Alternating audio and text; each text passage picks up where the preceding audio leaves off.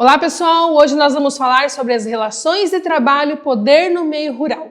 Como assim? Nós vamos ver como acontecem as atividades rurais e quais as relações que as pessoas, os trabalhadores vão ter em relação ao seu emprego, principalmente em relações a leis trabalhistas e aos tipos das atividades econômicas que estão sendo desenvolvidas no campo. Cada vez mais essas atividades econômicas elas estão modificando. Antigamente realizava-se apenas agricultura e pecuária no campo. Hoje elas estão se modernizando. Vamos lá. Em 1963 surgiu o Estatuto do Trabalhador Rural. O que é esse Estatuto do Trabalhador Rural? Ele vai determinar as leis trabalhistas no campo. Olha lá, CLT. O que é CLT? Consolidação das Leis do Trabalho. Essa CLT existia apenas para o trabalhador urbano, aqueles que trabalham na cidade. A partir de 1963, a CLT chegou ao campo. E o que ela diz? Ela diz que os trabalhadores rurais têm os mesmos direitos que os trabalhadores urbanos. E quais são esses direitos? Direito a descanso semanal remunerado. Como assim? Vocês devem observar que o pai, a mãe, a tia, todas aquelas pessoas que trabalham fora com carteira assinada têm direito ao descanso remunerado, semanal, que às vezes é no domingo, às vezes é sábado e domingo, às vezes se for, por exemplo, um enfermeiro. O enfermeiro trabalha 12 horas e folga 36. Então, é a CLT que vai reger isso, que ele não pode ficar trabalhando direto. E isso não acontecia no campo. Os trabalhadores do campo trabalhavam de sol a sol, como se diz. Acordavam às 5, 6 horas da manhã e iam até o sol se pôr, porque lá no meio da agricultura muitas vezes não vai ter luz, né? E aí, a partir de 1963, eles começaram a ter os seus direitos. Mas todos aqueles que têm direitos também têm deveres. Quais são esses deveres? E aí cumprir, esse dever é cumprir essa jornada. Se a pessoa foi contratada para trabalhar 40 horas, ela precisa trabalhar 40 horas. É claro que em empresas e indústrias existe o registro de ponto. As pessoas antigamente batiam um ponto de cartão, um pedacinho de papel e colocavam numa máquina. Hoje, com o passar do tempo, estão colocando as digitais. Ué, mas lá no campo vai fazer o quê? Cada um dos proprietários de terra vão inventar ou conseguir uma maneira que esse trabalhador cumpra as suas 40 horas.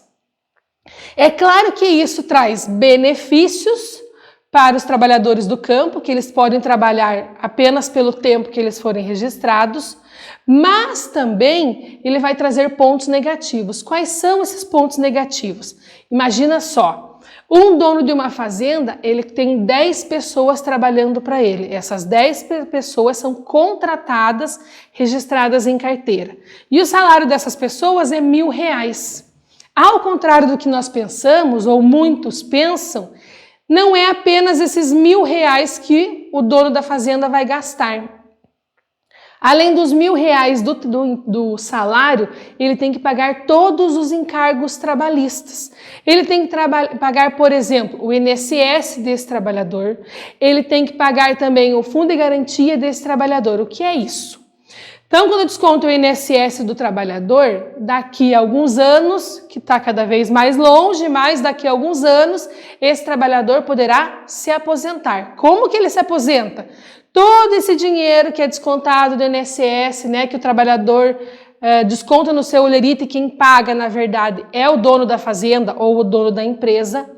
Esse dinheiro todo mês, como se fosse uma pequena poupança. E daqui a 10, 20, 30, 40, 50 anos, não sabemos quanto, essa pessoa recupera esse dinheiro em parcelas, que nada mais é do que a aposentadoria. Além disso, esses trabalhadores começaram a ter direito ao FGTS. O que é o FGTS? É um fundo de garantia. Como assim? Esse trabalhador, esse dono da fazenda, ele vai pagar todo mês esse valor vai ser depositado em uma conta. Se por um acaso esse trabalhador for mandado embora, ele pega esse dinheiro que está lá no fundo de garantia. Para quê? Garantir a sua sobrevivência até conseguir um novo emprego. E aí o que aconteceu? Esses donos dessas fazendas, além do salário, têm que gastar com o INSS e com o Fundo de Garantia. O gasto com cada trabalhador aumentou e muito.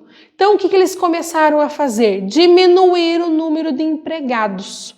Uma fazenda que tinha 10, hoje tem 5. É claro que também consequência da Revolução Verde, que nós vimos na última aula, que era a utilização das máquinas, que facilitou muito mais a produção. A partir do momento que esse produtor rural tem menos empregados, ele começa a utilizar as suas terras de uma maneira um pouquinho diferente. E aí, como assim? Nós vamos ter a diminuição de alguns trabalhadores e o surgimento de outros. Primeiro grupo de pessoas que surgiram são os parceiros. O que são os parceiros? É aquela pessoa que vai produzir na terra de outra.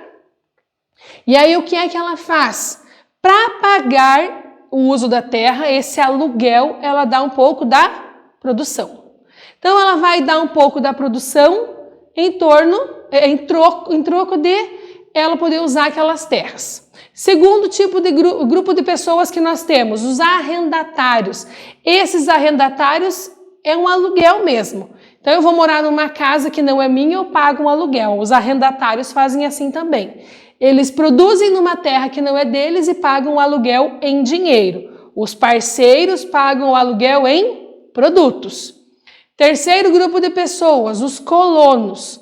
Então, o dono da terra, ele concede um pedaço da terra, uma porção de terra para aquele trabalhador em troca do seu trabalho na fazenda. Como assim? O fazendeiro tem uma porção de terra muito grande. Então, esse colono, você trabalha em toda a minha fazenda e eu te dou esse pedacinho de terra para você produzir para você mesmo. E aí, com essas leis trabalhistas cada vez mais difíceis, estão surgindo ou aumentou cada vez mais os trabalhadores temporários. Quem são eles? São os boia fria. Sabe por que o nome deles é boia fria? Porque eles saem de manhã com a sua marmita, passam o dia inteiro, a manhã inteira trabalhando e lá pela hora do almoço eles vão comer. Não tem um micro-ondas para eles esquentarem, não tem um fogão para eles esquentarem, eles estão no meio da fazenda. Então eles comem a comida fria mesmo. Por isso que o nome deles é boia fria. Esse boia fria não tem os direitos garantidos pela CLT, porque ele é um trabalhador temporário. Vocês podem achar lá em algum exercício, trabalhador sazonal. Por que sazonal? Ele trabalha hoje aqui, amanhã na outra fazenda, ele não tem vínculo empregatício com ninguém. Continuando lá, os pequenos proprietários de terra. Esses pequenos proprietários de terra são aqueles que na maioria das vezes não têm funcionários e eles trabalham para subsistência. O que é subsistência? Agricultura onde a família vai estar produzindo para sua existência. Eles produzem para eles mesmos comerem.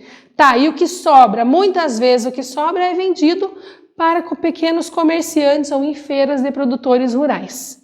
Quais são as outras atividades que estão sendo desenvolvidas no campo atualmente, nos dias atuais? Temos lá os hotéis fazenda. Então, antigamente, a área rural era utilizada apenas para a produção agrícola ou pecuária. Hoje já existem lugares que não tem mais agricultura e pecuária, apenas hotéis fazenda, utilizando então a área rural para o turismo. Próximo tipo de atividade que nós vamos ter vai ser pesca e pague. Então, monta-se tanques e aí coloca-se peixes e cobra-se das pessoas para ir pescar. Geralmente no entorno da cidade, não é muito afastado. É na área rural da cidade, bem próxima ao centro. Próxima atividade que nós vamos ter, turismo ecológico. Esse turismo ecológico muitas vezes faz parte, entra junto lá com os hotéis fazenda. E aí eles estão próximos a locais que tem cachoeiras, que tem picos para serem escalados. Então estão explorando muitas vezes um terreno que não é plano, que é mais difícil de plantar, para uma outra forma de ganhar dinheiro. E a última atividade que nós temos no campo são os pequenos comércios. Próximo às fazendas, próximo às áreas rurais, nós vamos ter armazéns que vão vender algumas coisas para esses fazendeiros e para esses trabalhadores poderem comprar, não precisar ir até o centro da cidade. E aí, continuando, como nós estamos falando do campo, nós vamos ter muitos movimentos sociais. Por quê? Esses trabalhadores que perderam o seu emprego devido aos altos custos trabalhistas ficaram sem a sua terra. E aí eles começaram a lutar por ela, para reconquistá-la. São os movimentos sociais no campo. Principal objetivo desses movimentos, a reforma agrária. O que é reforma agrária, pessoal? A reforma agrária é a distribuição das terras improdutivas. Quando ela surgiu como a distribuição de terras do governo, que não eram produtivas, a pequenos produtores que não tinham a sua terra, que perderam o seu emprego no campo. É claro que com o passar do tempo não foi bem isso que aconteceu. Muitas vezes nós vemos eles querendo pegar as terras de grandes proprietários de terra e redividirem. E a terra do governo está onde? Lá paradinha. A reforma agrária também quer acabar com a produção de commodities. O que são commodities? São produtos agrícolas feitos principalmente para a exportação, para vender para fora do país. E a reforma agrária quer acabar com isso, porque a produção de alimentos deve ser primeiramente para alimentar a população do país e depois para vender. Os grandes proprietários de terra têm muito mais lucro quando eles produzem para exportar. Próximo objetivo da reforma agrária é o fim da priorização dos latifúndios. O que são latifúndios? São grandes propriedades. E essas grandes propriedades vão ter como objetivo a exportação. Eles querem acabar com essas grandes propriedades. Porque aí no Brasil nós vemos que poucas pessoas são donas de a maioria das terras. E aí falta essa distribuição de terras. Continuando ainda nos movimentos sociais do campo, nós vamos ter lá a Confederação Nacional dos Trabalhadores Agrícolas, a CONTAG, que ela vai lutar junto aos governos. Para quê? Ela vai reivindicar ao governo que a reforma agrária realmente aconteça. E a Comissão Pastoral da Terra, que ela vai lutar pelos direitos das pessoas. A CONTAG ela vai lutar para que as pessoas consigam a terra. E a Comissão Pastoral pelos direitos das pessoas, direito à alimentação, direito à saúde, direito à sobrevivência. Porque muitas vezes as pessoas não têm terras, não têm o que comer, nem onde morar. Continuando lá com os movimentos sociais do campo, tem um muito conhecido de vocês. Qual é? O MST, Movimento dos Sem Terras. Como eles aparecem para nós? Então, são grupos de pessoas que perderam as suas terras por diversos motivos. E eles lutam para ter um outro pedaço de terra para produzir. Como que eles lutam? Acampamentos, primeiro de tudo.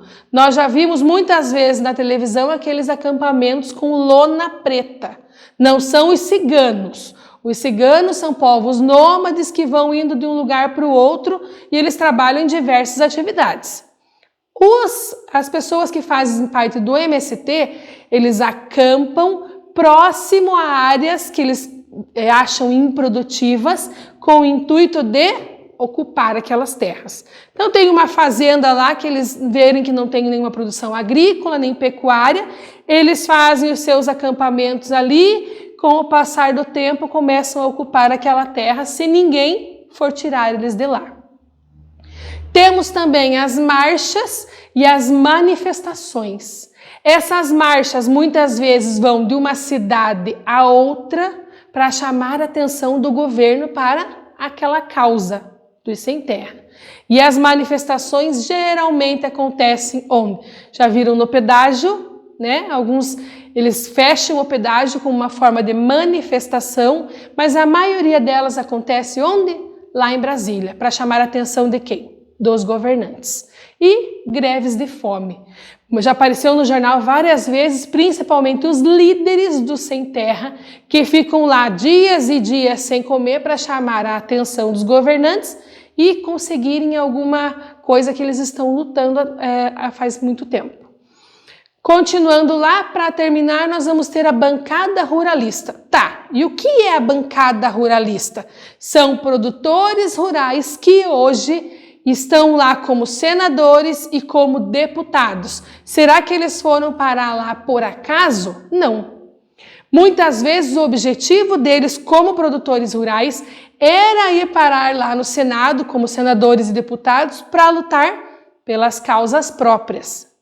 Pelo que eles lutam? Eles lutam contra a reforma agrária. Porque eles não querem dividir as suas terras com os sem terra. Eles lutam pelos direitos de posse. Então vamos imaginar que eles ganharam aquela terra de herança e eles não querem dividir com ninguém. E aí é claro que eles estão lutando contra quem? Contra os movimentos sociais do campo. Então, essa bancada ruralista, o principal objetivo deles no governo é lutar em benefício próprio, dele e dos outros produtores de terra. Não é criar novas leis para outras atividades que não tenha nada a ver com as atividades rurais. Pessoal, assistam o vídeo quantas vezes vocês quiserem, voltem, parem, para vocês poderem realizar os exercícios. Deem uma lida na apostila, destaquem as partes importantes e façam os exercícios com muita calma e atenção. Bom trabalho a todos e até a próxima aula.